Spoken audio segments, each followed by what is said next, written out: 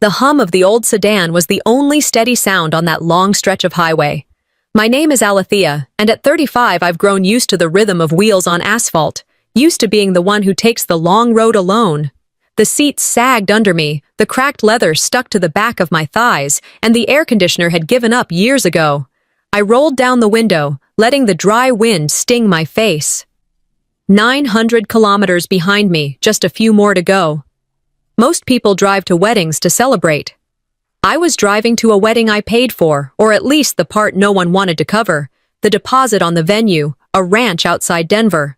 I worked overtime for months, skipped small comforts, sent that transfer with a steady hand and a quiet pride. No one would see my name in the program. My sister's would be printed in bold, hers and her new husband's, along with our parents who hadn't lifted a finger. But not mine. In America, I whispered to myself, they say family sticks together. What they don't tell you is, sometimes family only remembers who shows up with money. I thought about something I'd once read, a quote that had stuck with me. Family is supposed to be your safe place. If it isn't, it becomes the storm. And as the highway signs began pointing toward Denver, I wondered which one mine had become. I tightened my grip on the steering wheel, pushing the car a little harder, letting the noise of the engine drown out the ache in my chest. The phone buzzed on the passenger seat, screen lighting up with a name I knew too well, Sofonisba, my sister. I flicked my eyes to it, then back to the road, waiting for the words to pop up. Hope you're not late again. No hello, no thank you. No, how far are you? Just that jab. I exhaled through my nose, a laugh without humor. Not even 1 mile closer to Denver, and already she's got her claws in. I spoke to the empty car, but it helped me sort through the sting. Funny, I drove 900 kilometers, and all she cares about is whether I'll embarrass her in front of her friends. Sofonisba had always been the golden one, the daughter praised for her poise, the one family pointed to with pride. I'd been the quiet shadow, the reliable one who showed up, who worked, who paid when others wouldn't. She wore the crown, and I carried the weight. I glanced back at the message, thumb hovering over the keyboard. For a second, I thought about answering, reminding her who had kept the lights on for this party, but then I set the phone back down. Why waste my breath? Some people, I muttered, mistake kindness for weakness. The road stretched on, but my frustration quickened the pace of my thoughts. The hum of the tires lulled me into memory. I could still see myself standing behind the counter at the diner where I picked up extra shifts, apron stained, hands aching. I'd stayed late, again and again, letting my feet throb under the weight of double shifts. I remembered clipping coupons for groceries, putting back small luxuries, no new shoes that month, no dinners out, just bare necessities, all to save enough for that single transfer.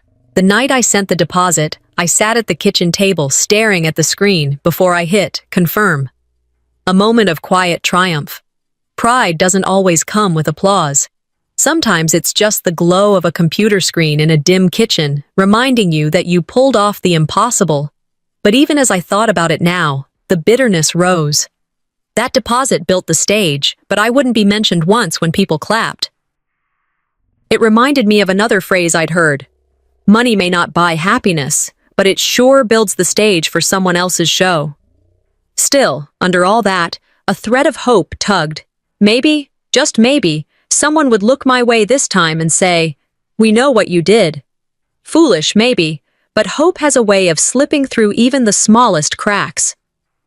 By the time I reached Denver, the sky had shifted into a pale morning glow, mountains rising like watchful giants behind the city. The air was cooler here, carrying a sharpness that my old sedan couldn't capture inside its suffocating cabin. The skyline shimmered in the distance, glass towers reflecting sunlight, but I didn't head there. I pulled instead into the lot of a budget motel, its peeling paint and flickering neon sign greeting me like an old acquaintance. I cut the engine, silence settling around me for the first time in hours. Dragging my small bag from the back seat, I checked in with the night clerk who barely glanced at me. I washed my face, changed my shirt, and caught my reflection in the cracked mirror above the sink. Tired eyes, but steady. "They'll never know I stayed at a motel," I told the woman in the glass, while paying for a venue where champagne flows like water. I smiled, but it wasn't bitterness this time. It was dignity. Quiet, but sharp. After a short rest, I packed up again and guided the sedan back to the highway, following the signs toward the ranch. The gravel crunched under my tires as I pulled near the venue. Wooden fences lined the drive, fields of green rolling out under the wide Colorado sky. The place was stunning, every corner of it polished for the celebration. And I had put down the foundation that made it possible. I parked near the back lot, engine ticking as it cooled. Before I could unbuckle, the phone buzzed again. Another message from Sofonisba. Park in the back. No greeting. No welcome. Just an order. I sat there a moment, staring at the screen. My fingers tightened around the steering wheel, the leather warm under my palms. If this is how it starts, I whispered, what else have they planned for me? I inhaled deeply, letting the air fill me, bracing for what was to come. I drove slowly up the gravel path, the sound crunching beneath my tires, each stone a reminder of how far I had come. The motel's dim light and peeling paint were behind me, and now I was pulling into a scene that belonged in a glossy magazine. To my left, polished black SUVs, pearl-white Teslas, and rental luxury sedans lined the lot like a showroom. My own faded sedan, with its cracked mirror and squeaky door, looked like it had stumbled into the wrong story. I rolled down the window as I approached the venue. The ranch was sprawling, its main hall built with rustic wood beams wrapped in strings of fairy lights that still twinkled even in daylight. Rolling hills stretched into the horizon, horses grazing calmly in the distance, as if nothing could disturb the serenity of the scene. It was stunning. It was everything people would talk about when they described the perfect wedding. And I knew, deep inside, that the perfection they praised had been made possible because of me. As I parked, I smoothed my dress, modest and simple. Not a gown, not a designer label, just something I had chosen because it was clean, comfortable, and respectful. I watched as guests stepped out of their cars, dressed in silk and pressed suits, their laughter floating on the breeze. I carried pride that I had built the foundation for this day, and unease, knowing already how invisible I would be. I whispered under my breath, money built these walls, but respect was never part of the contract. I had barely shut the car door when Sofonisba appeared at the entrance of the hall. Her gown glistened even under the late afternoon sun, fitted perfectly, her hair styled like a bride out of a catalog. Her smile was tight, her voice sharper than her painted lips. Glad you made it. Finally. The words were casual enough to anyone else, but I knew the blade hidden beneath them. There was no hug, no thank you, not even acknowledgement of the hours I had driven or the money I had given. Just that reminder, sharp and public, that she expected me to be late, to fail, to disappoint. Guests walking in turned slightly, catching the tension but pretending to look away. That was the way our family had always worked. Notice the wound, but never bandage it. I forced a small smile, met her eyes, and replied, You know, you can tell a lot about family by what they say when strangers are listening. Her lips tightened further, but she turned before anyone could catch the flash of irritation. She swept into the hall, basking in the greetings of aunts and cousins who rushed forward to kiss her cheek. I lingered outside for a moment, inhaling deeply, remembering a saying I'd once heard from an older neighbor. Hospitality starts at the door. If it's cold there, it won't get warmer inside. I knew then the chill wouldn't leave me all night. Inside, ushers moved briskly, guiding guests to their tables. I followed, hoping for at least a place that didn't scream of dismissal. But as I approached my table, the truth stung. My name tag rested far at the back, close to the catering station. The hum of trays being stacked, waiters shuffling in and out of swinging doors. This was where they placed me. Not near family, not near the bride's table, but tucked beside distant cousins and near enough to the service staff that I could hear their whispered jokes. The tablecloth was the same white linen as the others, but the position said it all. Empty seats sat unclaimed at the front, right by Sofonisba and her new in-laws. No one offered me to move closer. No one even pretended. I slid into my chair, stiff, my eyes sweeping over the room. Crystal glasses clinked, silver cutlery gleamed, laughter filled the air, but my spot felt like exile.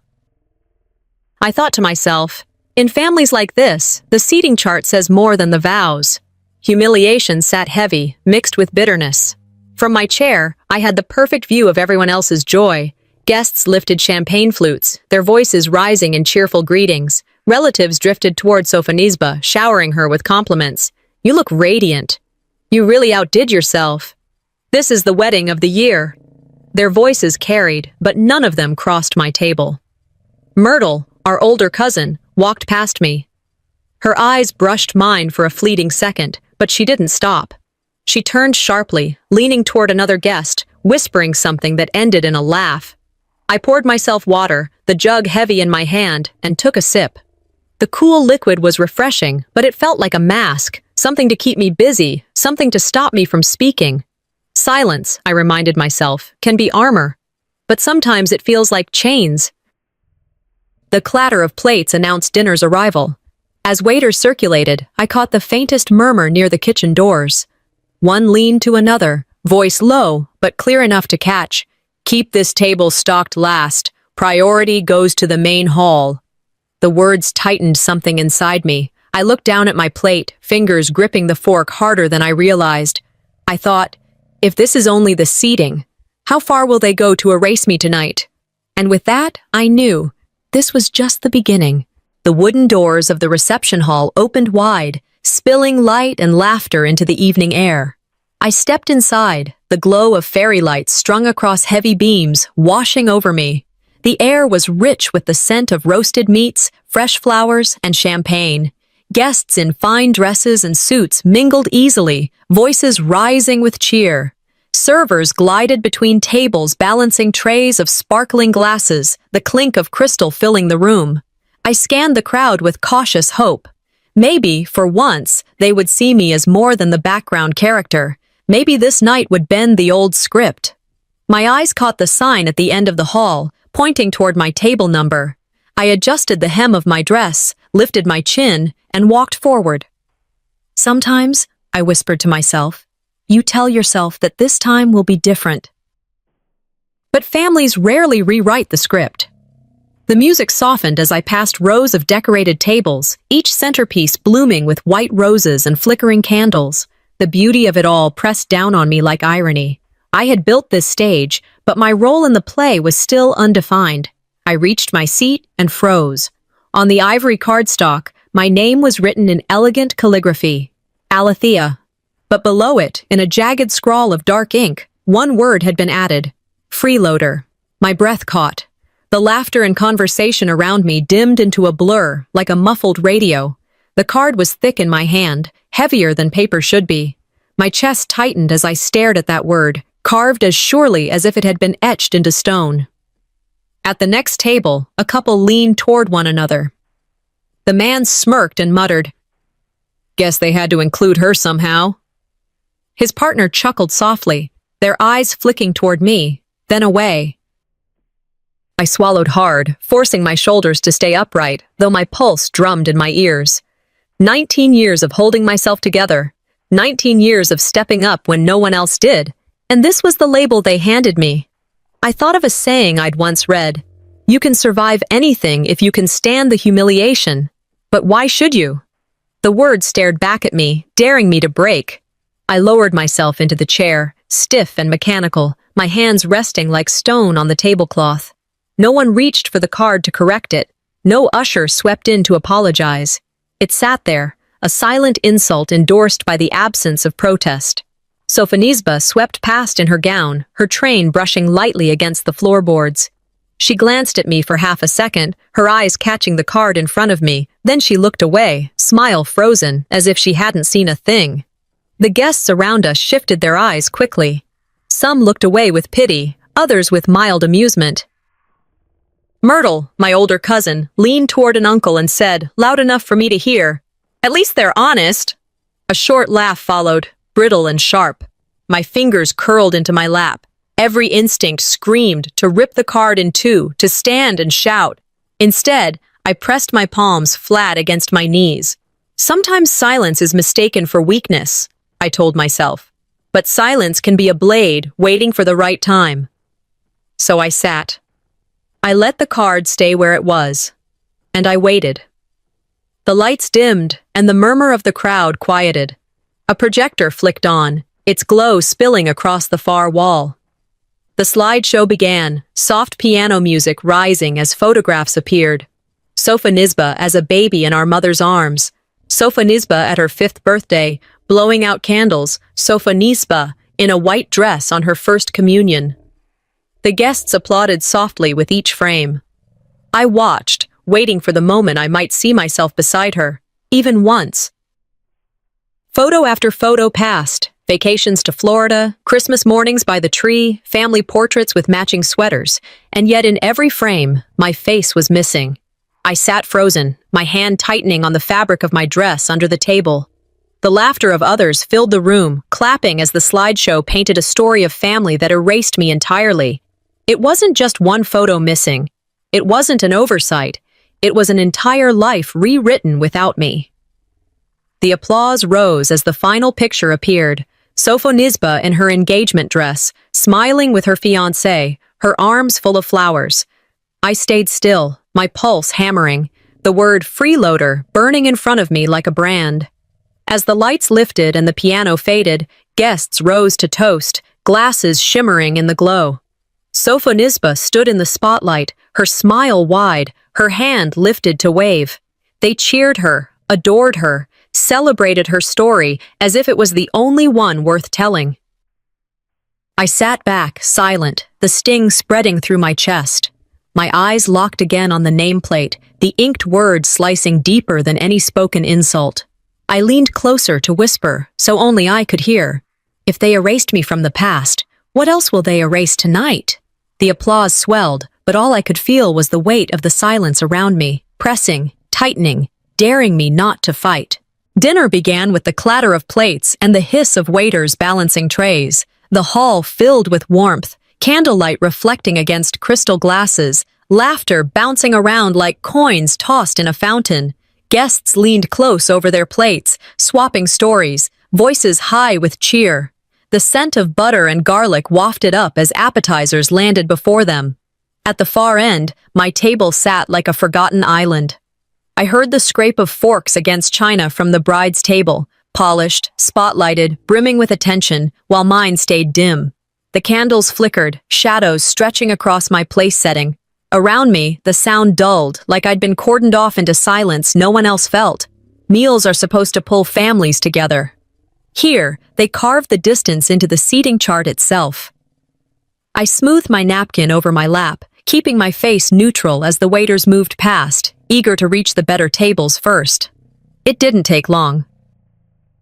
A cousin on his second glass of wine lifted it lazily, pretending to toast in my direction.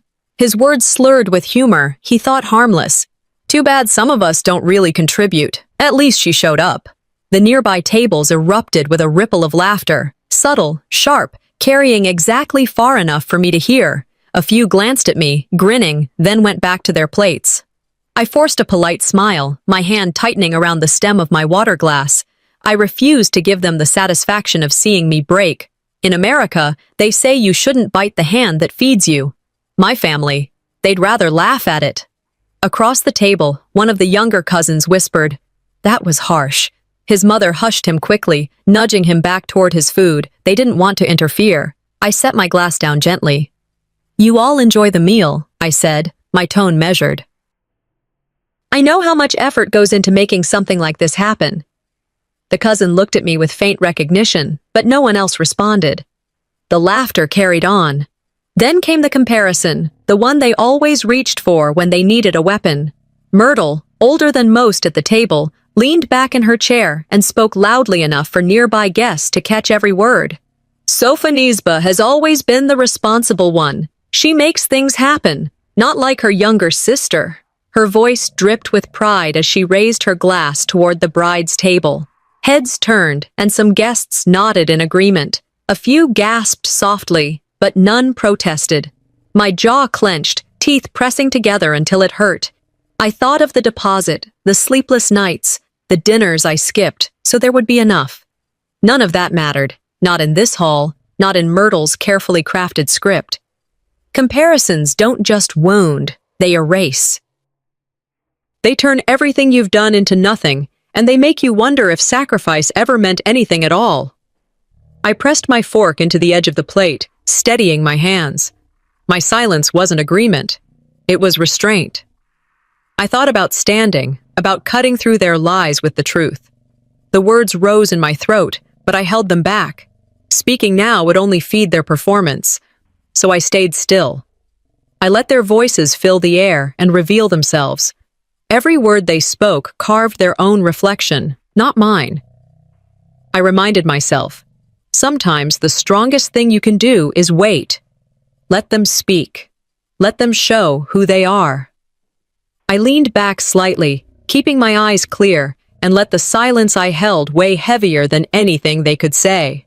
Silence, I remembered from a quote I once read, is one of the hardest arguments to refute. The older couples nearby murmured to each other, not in my defense, but in discomfort. They knew the cruelty. They just didn't want to confront it. To anyone watching closely, it might have looked like defeat, but I knew better. It was the beginning of patience sharpening into something far more powerful. Glasses clinked as Sofonisba stood. She lifted hers high, a dazzling smile spread across her face, every bit of her glowing under the spotlight. Guests hushed, all eyes on her, waiting for the toast they expected. I knew the words wouldn't be meant for me, not even close. I leaned toward my plate, whispering just for myself, if they're this bold now, what will they dare to say when the spotlight's on them? The hum of voices faded into anticipation, the bride's voice ready to slice the air. And I braced myself, knowing the next blow would not be hidden behind whispers. It would be wrapped in a toast, polished and cruel. The chatter in the reception hall softened as plates were cleared, leaving only the clinking of glasses and the hum of small conversations. I could hear bits and pieces drifting from nearby tables, words about money, responsibility, and who deserved credit for this spectacle. My heart beat faster as I rehearsed in my head what I wanted to say. Nothing dramatic, just the truth, spoken calmly. That the deposit had been mine, the first brick laid so this glamorous house could be built. I leaned forward, my hand brushing against the edge of the table as I prepared to stand. My voice trembled in my mind before it even reached my lips. Sometimes you must say the truth, even if your voice shakes. That phrase rang in my head like a bell. I rose halfway, lips parting to begin, when a sharper voice cut the air. Don't embarrass yourself tonight. Sofonisba. She didn't raise her volume, but the clarity of her words silenced me more effectively than if she had shouted. The guests nearby chuckled nervously, not because it was funny, but because laughter is easier than confrontation. Others lowered their eyes, suddenly fascinated with their plates, unwilling to be caught in the crossfire. My throat tightened. I sat back down slowly, my chair squeaking against the wooden floor, as though announcing my defeat to the room. I forced my face still, but inside I felt the heat crawl up my neck. Silence isn't always chosen, I thought bitterly. Sometimes it's forced on you. I remembered something I'd once read. Gaslighting is telling someone to stop overreacting while they bleed from the wound you gave them. Her words weren't just to stop me. They were to erase me. The wine tasted sour after that, though I hadn't taken a sip. Later, trying to gather myself, I stood and carried my empty glass toward the water station at the back of the hall. The cool air near the kitchen doors was a small relief. That's when I heard Myrtle's voice, low but certain, drifting to another relative. Of course the family home will go to Sofonisba. She's the one who deserves it. Alethea never had a place here. The sting of that sentence struck deeper than any public insult, not only erased from this night, but from the future, too. I froze, the glass slipping slightly in my hand. I had always known I was the one on the outside, but to hear it spoken so plainly, as if it were settled fact, it hollowed me out. It's one thing to be ignored today, I thought. It's another to be written out of tomorrow. I turned away before they could see me standing there, before my face could betray me. I found a corner near the tall windows and leaned against the cold edge of the glass, letting it anchor me. My reflections stared back, tired but sharp, and I pressed my palm to it as if steadying both of us. Every dollar I gave had been treated like charity, not commitment. They saw it as an act of desperation, not sacrifice. But without me, this room wouldn't be glowing. Without me, there would have been no hall, no chandeliers, no stage. A quiet thought surfaced, clear and unshakable. I must protect myself, not expect fairness from them. Many of you know this, I murmured, imagining the people who might listen one day. Sometimes family teaches you your biggest lesson, how to stand alone. I stood straighter then, letting the silence between us be mine this time, not theirs. When I returned to my seat, my jaw was tight, but my hands steady. I lifted my fork and set it against the plate, deliberate, as though every movement was a declaration that I hadn't been broken. Across the room, Sofonisba laughed, head tilted back, her hand on her husband's arm, the picture of a woman untouched by what she had just done. I whispered only for myself, the words sharp in my throat. If they've already stolen the past and future, what will they try to take next? The question burned in the silence, promising that the night had further cruelties yet to unfold. I slipped away from the main table under the pretense of refilling my glass of water. The hall was buzzing with laughter, forks tapping against plates, champagne flutes raised in constant toasts. Above, fairy lights draped across the rafters gave everything a golden glow, but for me the shine felt cold. I let the noise fade behind me as I walked toward the buffet tables near the side corridor. My breath came shallow. Every step replayed the humiliation from earlier, the sting of being silenced before I could even speak. I pressed my palm around the smooth glass I carried, fingers trembling despite my attempt to steady them. When family closes your mouth, I murmured to myself, the walls start listening instead. I paused by the corridor, away from the center, but still close enough to catch the flow of voices. The scent of roasted meat and wine drifted over from the kitchen doors. I stared at my reflection in the darkened window, trying to anchor myself in the silence. Then her voice, my sister's, carried clearly from just around the corner. I froze. She's basically just here to fill a seat, Sofonisba said, laughter curling in her tone. No one really takes her seriously. Another guest chuckled softly in agreement. The sound was quick, almost apologetic, but it was enough. Enough to push the knife deeper. My chest constricted. That one sentence unraveled years of pretending we were just different, not enemies. This wasn't a slip. It wasn't stress. It was deliberate. It's not betrayal when strangers dismiss you, I thought bitterly. It's betrayal when your own blood hands out the knives. I pressed my back against the wall, invisible to them, my nails digging into the side of the glass. I wanted to storm out and demand she repeat those words to my face, but my legs felt heavy, pinned in place by the weight of hearing the truth said aloud. My knees nearly buckled, and I grabbed the edge of a table to hold myself steady. A waiter glanced over, but I waved him away quickly before he could ask. The urge to flee roared in me. I imagined walking straight out to my car, starting the engine, and leaving the hall behind in a cloud of dust. The temptation burned so hot that for a moment I nearly turned. Maybe I should have stayed home, I whispered, voice cracking. Maybe I should have let them pay their own way. Images flashed in my mind. The late nights at the diner, the exhaustion from cleaning offices after hours, the ache in my bones as I pushed through double shifts, and then the memory of that email confirmation, the receipt of the venue deposit, months of sacrifice distilled into one transaction. That piece of paper had been my silent victory, and now, standing there, it felt like it had been swallowed whole by her words. My breaths came faster, shallow, as though I were trying to hold myself upright against a storm that refused to pass. My hand brushed against the necklace at my collarbone. The small silver pendant, a gift from my mother, caught between my fingers. I rubbed it gently, feeling the engraving. Truth. Mom knew I'd need this reminder one day, I whispered. A sudden clarity cut through the fog of despair.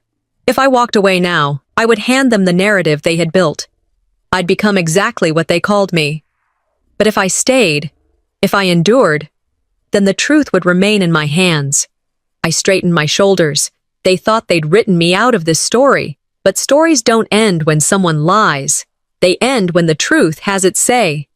I remembered another phrase I'd heard.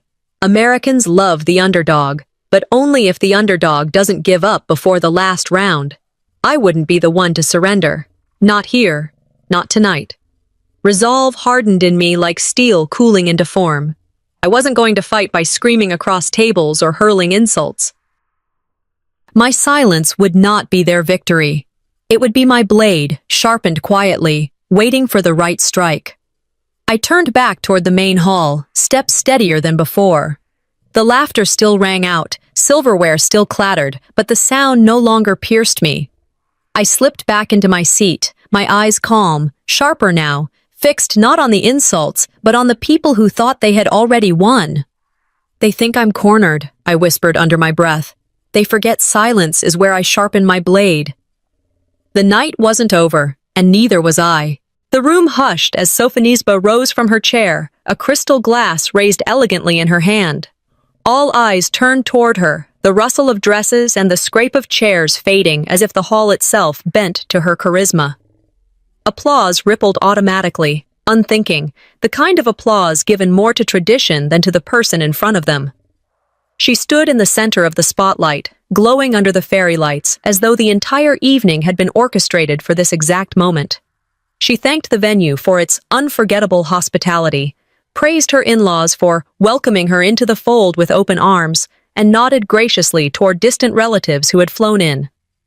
Everyone received a ribbon of her gratitude, except me. I sat still, the sting of omission sharp but familiar. Gratitude is currency at weddings, and tonight, in her world, I was bankrupt. The crowd nodded, clapped, raised their glasses, none of them catching, or choosing not to catch, that the one person who had held this foundation together hadn't even been mentioned. Then, with a glance in my direction that carried the weight of a dagger wrapped in silk, she added, "Even those who came from far away, we appreciate your presence."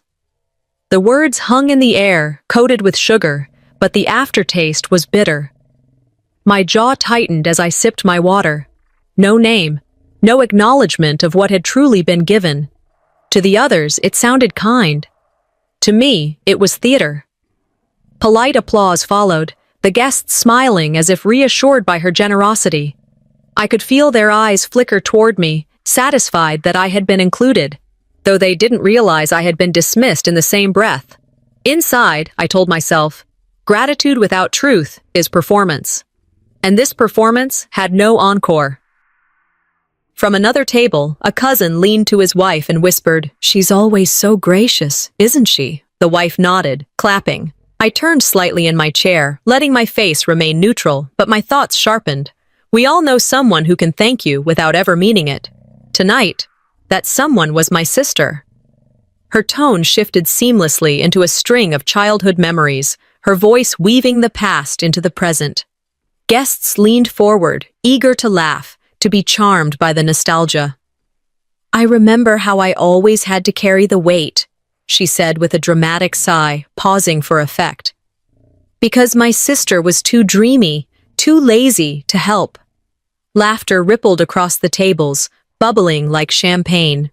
Even Myrtle chuckled loudly, nodding in agreement. Heat rose in my chest. My hands clenched under the table until my nails pressed into the skin of my palms. Each word was carefully chosen, polished until it sounded harmless to strangers.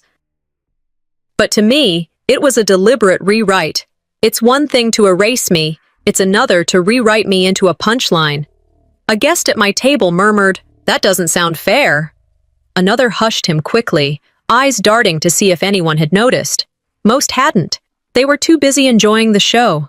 I imagined myself standing, refuting her story point by point, laying bare the truth of who had carried whom. But I didn't move. Not yet. The truth doesn't need me to scream, I reminded myself. It only needs time and proof. I steadied my breath, sipping from my glass slowly, deliberately, as though silence were my armor. My dignity would not be surrendered to the noise. I recalled a saying I'd once heard from an older friend. Americans love underdogs, but only when they stand back up. So I sat, waiting for the moment to rise again. Sometimes, not fighting is the fight. My silence wasn't weakness. It was a promise. Applause erupted as Sofonisba ended her toast with a flourish, smiling brilliantly, soaking in the admiration. Guests cheered, glasses raised high, the hall echoing with their joy. But I sat still, watching her, studying her. Every word had been bait, carefully designed to provoke me into breaking character, to humiliate me in front of everyone. I lifted my glass of water, sipping slowly, and whispered under my breath, "They want me humiliated. They forgot humiliation can sharpen resolve." I set the glass down gently, my face calm, but my heart alight with quiet fire. The tension in the air coiled tighter, and I knew the next escalation was already on its way. The microphone passed from hand to hand, each relative offering a story or blessing, their voices filled with the comfortable rhythm of belonging. I sat stiff in my chair, palms damp, heart racing. Then the MC's gaze landed on me. "Would you like to say a few words?" he asked, polite but hesitant, as though expecting me to decline. I rose slowly, smoothing the fabric of my dress, determined to use this chance. Nothing extravagant, just a moment to thank those gathered, to remind everyone quietly that I wasn't invisible. I wrapped my fingers around the microphone, its weight heavy but solid. I drew in a breath, my voice steady at first. "I just want to say—" The sound cut out. A hollow silence filled the hall. I tapped the mic once, then again. The guests looked at each other, murmurs rippling, confusion mixing with curiosity.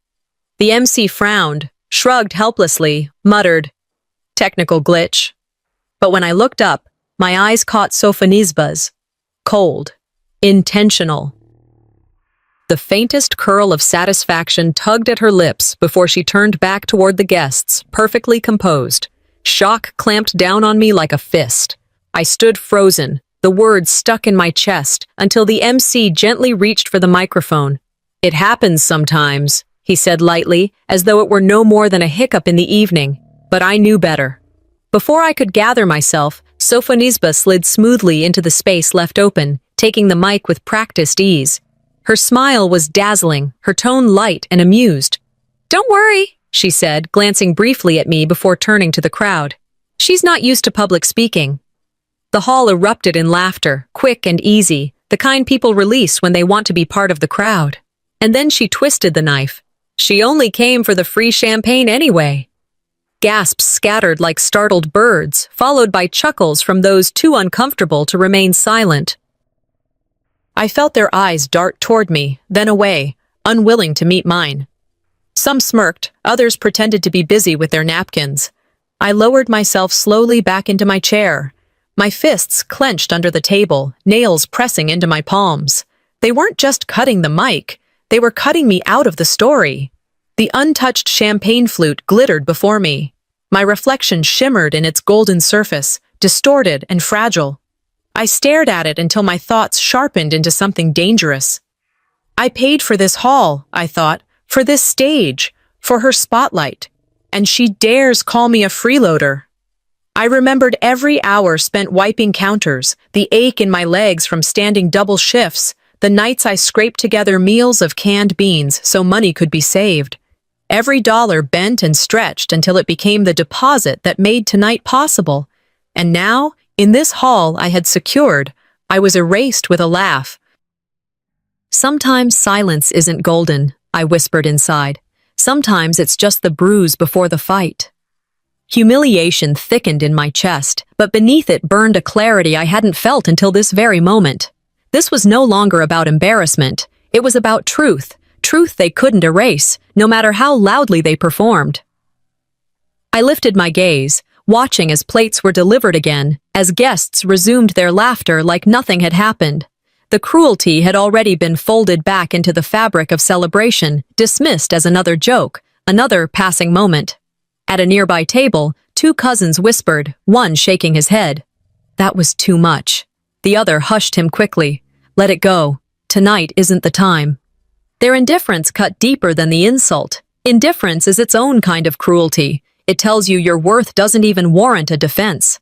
I shifted my focus back to Sofonisba. She leaned easily against her groom's arm, her smile wide, her face glowing with victory. She believed she had sealed my silence. But she was wrong. I whispered under my breath, just for myself. Let her think this is the end. She doesn't know I still hold the receipt. The memory of that proof, folded neatly in my purse, steadied me. I folded my hands tightly on the table, eyes fixed on my sister across the room. Calm spread over me, deliberate and sharp. The fire inside no longer shook me, it honed me. If she wanted war, I whispered, voice barely audible above the clinking of cutlery, she just declared it. And with that, I knew the night would turn. The hall had fallen back into its rhythm, cutlery clinking, wine glasses raised, the hum of gossip resuming as though nothing sharp had just been said. I sat still, hands folded in my lap, swallowing the ache of humiliation like a stone that refused to go down. It was then that I felt a light touch on my shoulder. I turned slightly and saw Jamela, one of the venue staff, leaning in discreetly. Her voice was soft, careful, as if she knew the weight of the words before they left her lips. "You're the one who covered the deposit, aren't you?" My eyes widened. It had been hours since I had arrived and endured insult after insult, but this moment cracked the surface. Finally, someone spoke the truth. I whispered back, "You saw it?" She gave a subtle nod. "We see everything. Payment records, contracts. Your name was on that check." Then she straightened quickly, gliding away as though nothing had been said, her professionalism intact. The sound of laughter continued around me, oblivious, but inside me, something shifted. Sometimes it takes a stranger to say what family never will. Her words lit a fire under the ashes of my restraint. My humiliation hadn't been delusion. Proof existed. It wasn't just my memory of sacrifice, it was written, recorded, undeniable. I thought of every night I had dragged myself out of bed for double shifts, the groceries I had put back on shelves, the envelope of cash I'd refused to spend so I could save. It all funneled into that moment I pressed send on the bank transfer. I closed my eyes briefly, then opened them with resolve hardening in my chest. If they won't tell the truth, I will, and I won't raise my voice. I'll raise evidence. The line from Aldous Huxley came to me like a whisper from the past. Facts do not cease to exist because they are ignored. The air in the hall felt heavier. I inhaled deeply and placed my hand on my purse. I rose slowly, heart pounding but hands steady. Guests turned one by one, curiosity rising. What would the quiet sister do now? I walked forward, the purse brushing against my hip, each step deliberate. I stopped at the long front table where Sofonisba sat, her smile still painted bright, though I could feel her eyes on me like daggers. From my purse, I withdrew a sealed envelope. The paper inside was stiff, official, the bank receipt and the payment confirmation.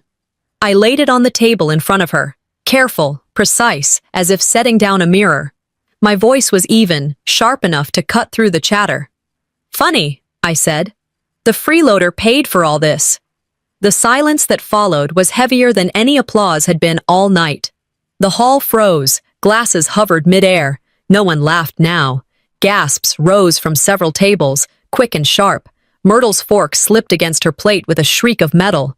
The groom's family stiffened, looking from me to Sofonisba. She blinked rapidly, her lips parting as though to protest, but nothing came. The whispers spread like wildfire. "Did you hear what she said? Is that true? Did she?" I knew something was off. Aunts and uncles who had laughed earlier now looked stricken. Cousins shifted in their seats, some refusing to meet my gaze. One leaned to his wife, whispering, "All this time, and they let her take the blame." Sofonisba froze, her smile faltering for the first time that night. Her hands trembled around her glass, the perfect mask cracking at its edges. Myrtle pressed her napkin to her lips, shifting uncomfortably, her earlier chuckles nowhere to be found.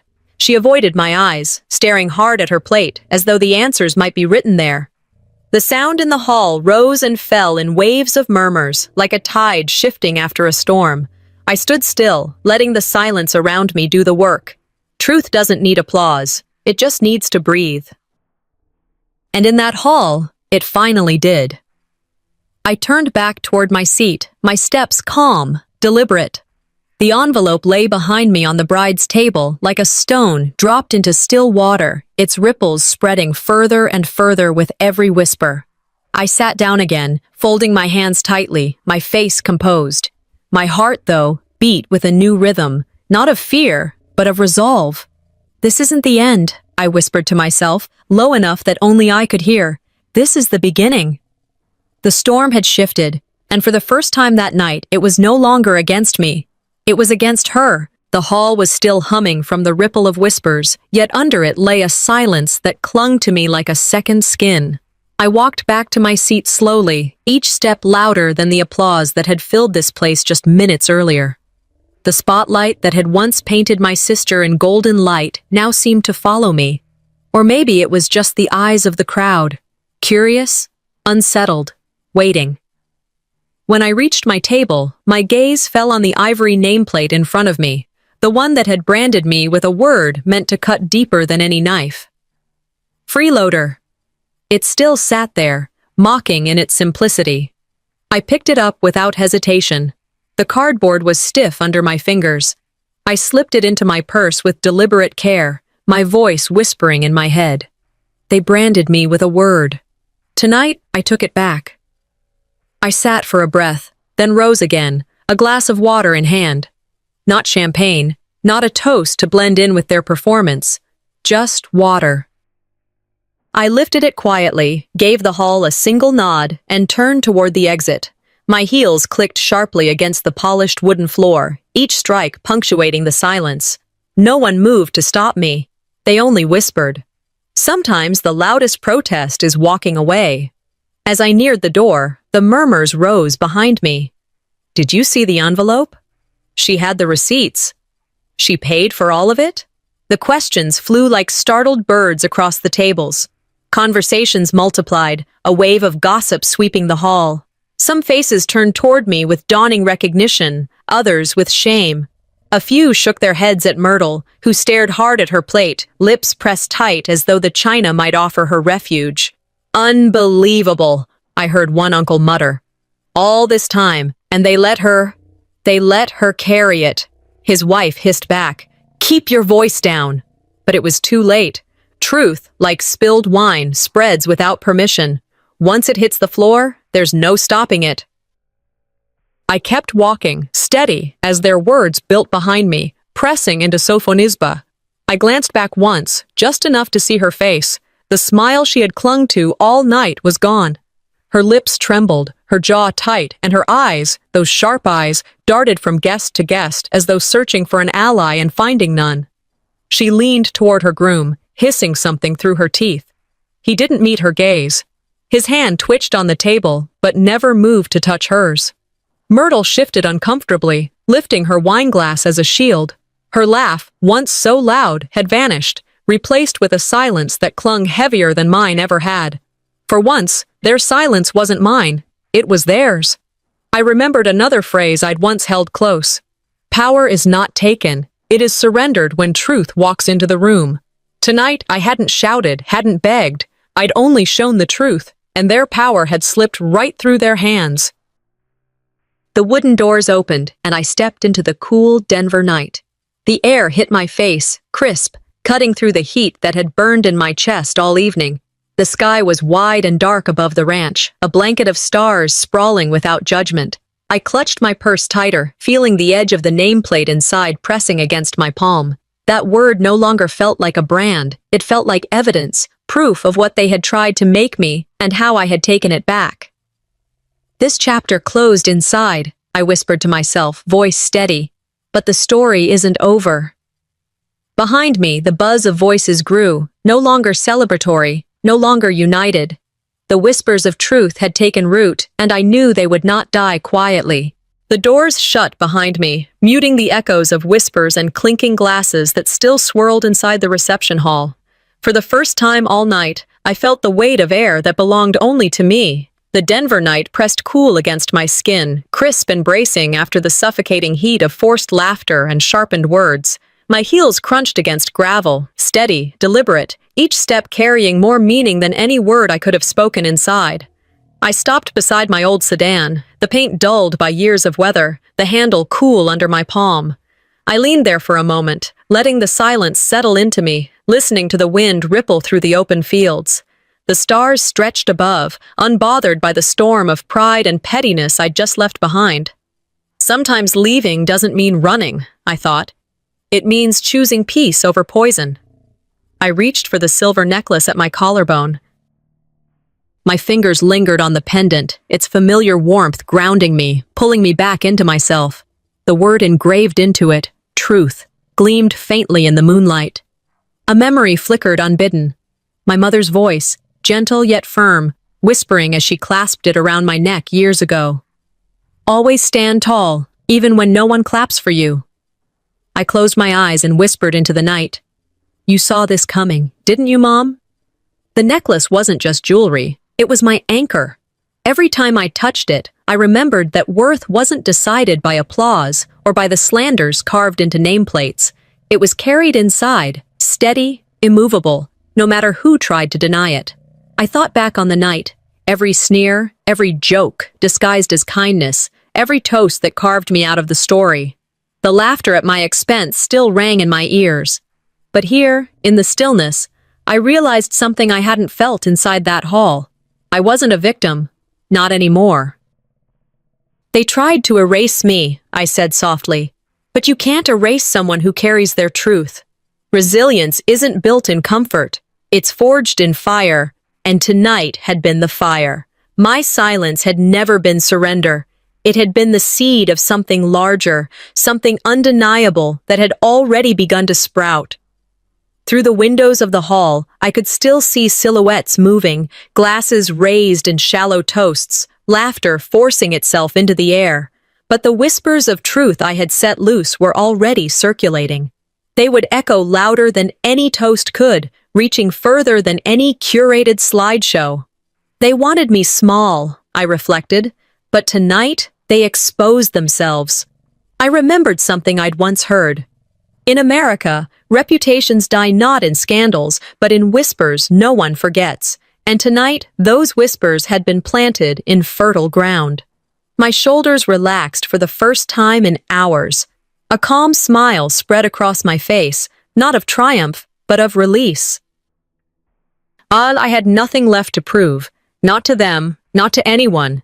The envelope was there, the truth spoken, and silence no longer belonged to me. It belonged to them. I pulled my keys from my purse, but paused before unlocking the car. The necklace still lay warm against my skin, my thumb brushing over the word again. The night is over, I whispered, steady and sure. But tomorrow, the truth will have its day. I slipped into the driver's seat, the hum of the night closing around me. Behind me, the hall buzzed with restless voices, whispers refusing to die, proof refusing to be buried. Ahead of me stretched a road I had driven alone before, but this time, I wasn't leaving empty. This time, I carried my truth. The morning light crept into the thin curtains of the motel room, pale and unassuming. I blinked awake, the ache of last night still pressing behind my eyes. For a moment I lay still, listening to the hum of traffic on the road outside, replaying fragments of everything that had unfolded. The card that branded me, the laughter, the silence, the envelope on the table. The sting of their insults lingered, sharp as ever, but so did the clarity of what I had done. I reached for my phone on the nightstand, the screen glowing with a flood of notifications. Missed calls, messages, dozens of them. My relatives, cousins, people I hadn't heard from in months suddenly had something to say. The whispers from the reception had grown overnight. I scrolled briefly, gossip spreading like wildfire, questions flying in every direction. My reputation, which they had tried to suffocate, was now carried by voices that wouldn't stop. Reputation, I muttered to myself, travels faster than any wedding toast. I opened one notification from the venue's official account. A post, plain but powerful, filled the screen. Special gratitude to Alethea, who made last night possible through her generosity. My name, my full name. Public, clear, undeniable. The words sat there, louder than any of Sophonisba's toasts, louder than the laughter that had tried to erase me. Comments rolled beneath it. I had no idea. Shame on them for not saying it last night. She deserved better. Shockwaves spread as the truth hit people like a stone dropped into still water. The performance my sister had staged was unraveling online, thread by thread. I whispered, half to myself, half to the empty room. One post carried more truth than her whole speech. And then I laughed softly, without bitterness, just relief. The internet never forgets. The phone buzzed again. Another call, this one from Myrtle. I let it ring once, twice, then picked it up. Her voice faltered, heavy with the weight of someone backpedaling. Alethea, we didn't know. We were wrong. I stayed silent long enough for her to feel it, then replied simply, You knew enough to laugh. And I ended the call. Other relatives sent apologies cloaked in excuses. They hadn't realized. They hadn't meant harm. They thought it was just a joke. Their words all blurred together into the same confession. They had chosen the crowd over me. But Sophonisba? Nothing. No text. No call. Just silence. And that silence was louder than anything she could have said. Silence, I thought, is sometimes the only confession left. Later that afternoon, I drove back to the venue to collect the things I had left behind. The parking lot was nearly empty, only a few staff lingering as they cleared away the remnants of last night. She was waiting for me, Sophonisba. Standing near the entrance, arms folded, her eyes burning with fury she could no longer disguise. So this is how you wanted it? She snapped. To humiliate me? To make me look small? I stepped closer, steady, refusing to let her anger shake me. I pulled the nameplate from my purse, the one with FREeloader scrawled across it, and held it out to her. Keep it, I said, my voice even. You'll need it more than me, because when people ask who paid, they'll know it wasn't you. Her lips parted, rage spilling into silence, but she didn't take the card. She couldn't. I let it drop onto the table beside her. It landed with a dull slap, heavy as truth itself. Some truths don't need repeating, I added. They carve themselves into memory. The drive out of Denver was quiet, the road stretching long and familiar. I touched the necklace at my collarbone again, fingers brushing over the word engraved. Truth. The weight I had carried into that hall was gone. In its place was something lighter, steadier. I didn't lose a family that night, I whispered into the stillness of the car. I lost an illusion. The horizon widened ahead of me, sky breaking open into light. I thought of a phrase I had once read, one that felt truer now than ever. Sometimes you don't get the family you deserve, you build it yourself. I smiled, not for anyone else, but for me. For the strength I had reclaimed, the justice that had found its way without fists or shouts, only truth. And as the miles rolled beneath my tires, I knew one thing with certainty. I was no longer carrying their burden. I was carrying my own story.